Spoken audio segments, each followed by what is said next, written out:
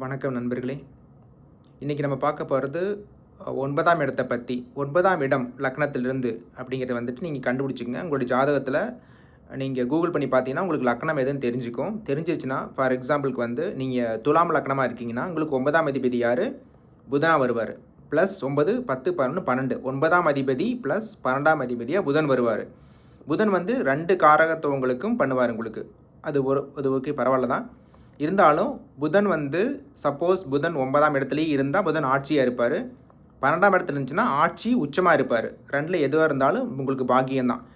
ஆக மொத்தம் 9ஆம் இடத்துல வந்து சப்போஸ் சந்திரன், குரு இல்லை சுக்கிரன் இருக்கிறது, இல்லை புதனே இருக்கிறது வந்து உங்களுக்கு ரொம்ப சுபத்துவம், உங்களுக்கு பாக்கியம் அப்படின்னு அர்த்தம். உங்களுக்கு வந்து அதிர்ஷ்டசாலி, நீங்கள் இந்த ஜென்மத்தில் நீங்கள் அதிர்ஷ்டசாலி அப்படின்னு அர்த்தம்.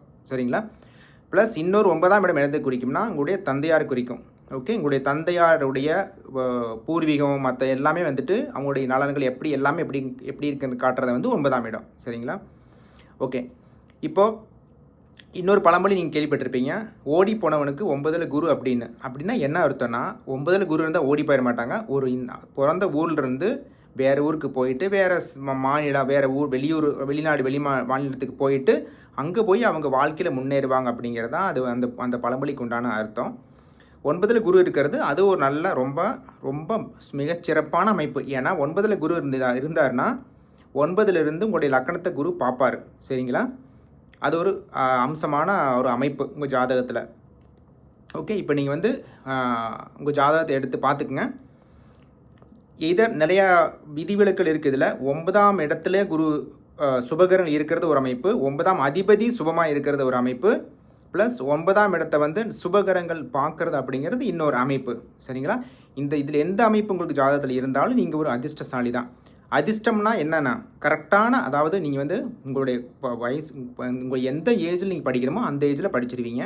எந்த ஏஜில் உங்களுக்கு மேரேஜ் ஆகணுமோ அந்த ஏஜில் மேரேஜ் நடந்துடும். எந்த ஏஜில் குழந்தைகள், ப்ளஸ் எந்த ஏஜில் உங்களுக்கு வருமானம் வரணுமோ, எப்பப்போலாம் உங்களுக்கு என்னென்னலாம் தேவையோ அப்பப்போலாம் அதையெல்லாம் கொடுக்குறவங்க தான் வந்து 9ஆம் அதிபதி. பாக்கியஸ்தானம்னு சொல்லுவாங்க. இந்த பாக்கியாதிபதி புத்தியோ தசை நடக்காட்டி கூட பரவாயில்ல, இந்த பாக்கியாதிபதியோட புத்தி நடக்கிற டைமில் வந்து உங்களுக்கு இந்த எல்லா விஷயங்களும் உங்களுக்கு நடக்கும். சரிங்களா? இதுக்கு மேலே இப்படி இருந்து உங்களுக்கு அமைப்பு இருந்து உங்களுக்கு எதுவும் கிடைக்கல அப்படின்னா கீழே கமெண்ட் பண்ணுங்கள், லைக் பண்ணுங்கள், ஷேர் பண்ணுங்கள். தேங்க்யூ நண்பர்களே. அடுத்த வீடியோவில் பார்ப்போம்.